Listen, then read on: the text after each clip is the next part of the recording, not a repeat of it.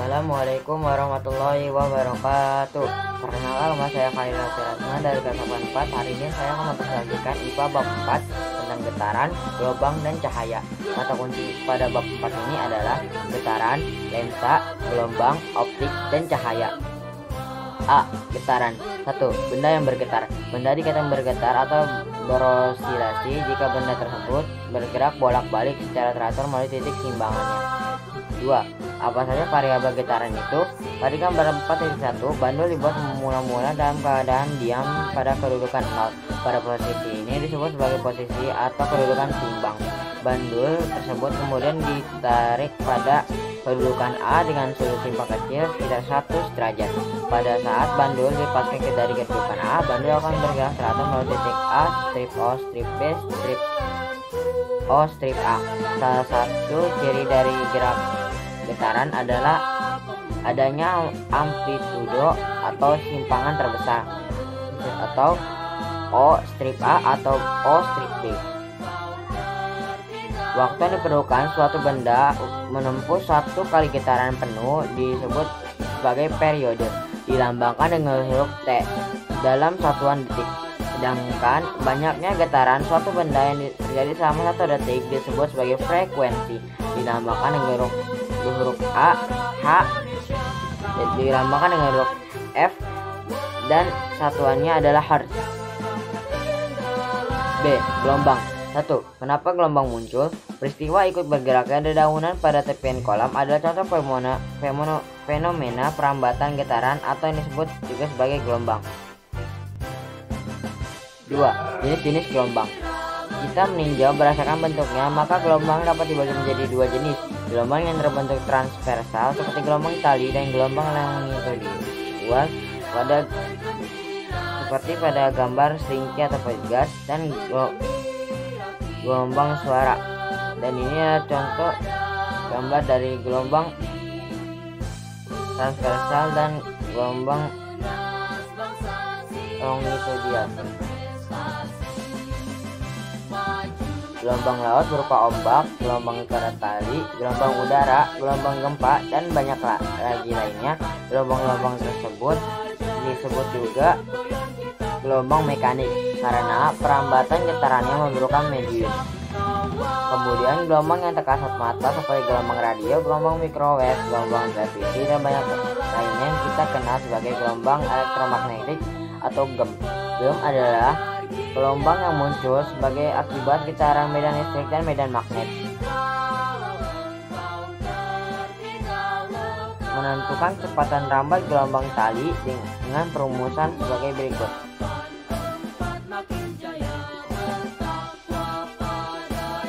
3.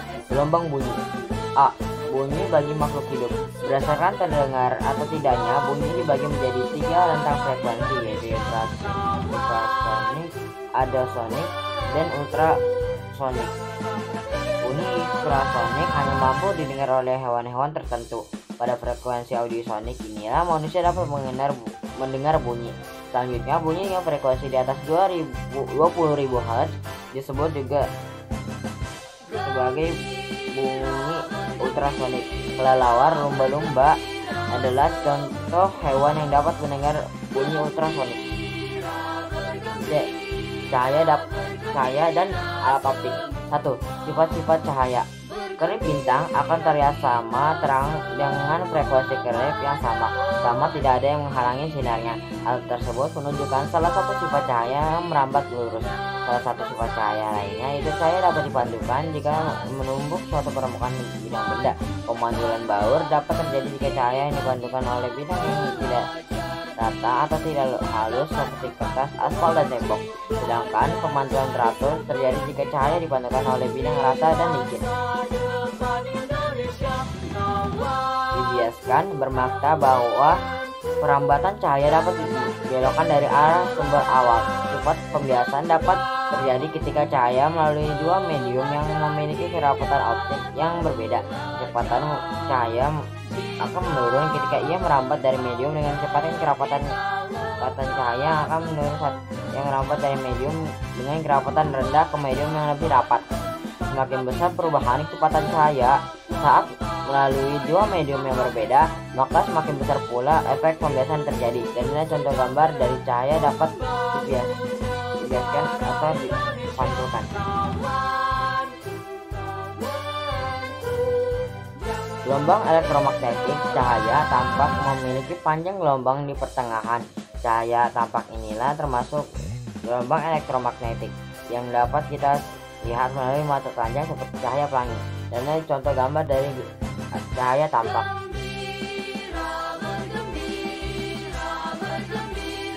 2. Indera penglihatan. Mata kita dibalut oleh 3 lapis jaringan yang memiliki fungsi dari ketebalan berbeda. Lapisan 2 adalah lapisan sklera. Lapisan sklera membentuk kornea. Kemudian lapisan tengah disebut sebagai lapisan koroid. Lapisan tersebut membentuk iris mata. Terakhir adalah lapisan ketiga yang disebut lapisan dalam atau retina mata. Sklera yang membentuk puting mata dan bersambung dengan bagian depan yang bening yang disebut kornea. Cahaya dari sumber masuk ke mata akan melalui kornea. Kornea memiliki fungsi melindungi bagian yang sensitif yang berada di belakangnya dan membantu memfokuskan bayangan pada retina. Setelah melewati kornea, selanjutnya cahaya akan dibawa menuju pupil. Pupil adalah bagian berwarna hitam yang merupakan jalan masuk cahaya ke dalam mata. Pupil dikelilingi oleh iris. Sekarang kamu mengetahui bahwa warna mata sebenarnya adalah warna iris. Setelah melewati pupil, cahaya bergerak lambat menuju lensa. Lensa mata bersifat fleksibel. Otot siliar yang ada dalam mata akan membantu mengubah ketembungan lensa mata kamu. Cahaya akan melewati lensa, kemudian akan membentuk bayangan yang jatuh tepat di retina. Retina merupakan sel yang sensitif terhadap cahaya matahari atau saraf penerima rangsangan sinar fotoreseptor. Retina terdiri atas 2 macam sel fotoreseptor, yaitu sel batang dan sel kerucut. Dan ini adalah contoh gambar dari bagian-bagian mata. 3. Alat optik. Mata manusia memiliki keterbatasan untuk kemasan kelihatan kehidupannya. Maka manusia menciptakan alat-alat yang membantu dalam penglihatan. Alat bantu penglihatan atau yang dikenal sebagai alat optik untuk melihat benda-benda jauh seperti bintang dikenal sebagai teleskop. Teleskop sederhana merupakan kombinasi antara dua lensa cembung yang terletak pada bagian dalam badan teropong. Lensa yang lebih besar disebut sebagai lensa objektif, sedangkan lensa yang lebih kecil adalah lensa okuler. Lensa objektif membentuk sebuah bayangan dan kemudian bayangan tersebut akan diperluas oleh lensa okuler. Dan ini contoh dari teropong dan alat optik. Sebelum saya mengakhiri video presentasi dari saya, sebelumnya saya ingin berterima kasih kepada Butiar dan telah membantu saya untuk membuat video presentasi ini. Sekian dari saya, wassalamualaikum warahmatullahi wabarakatuh.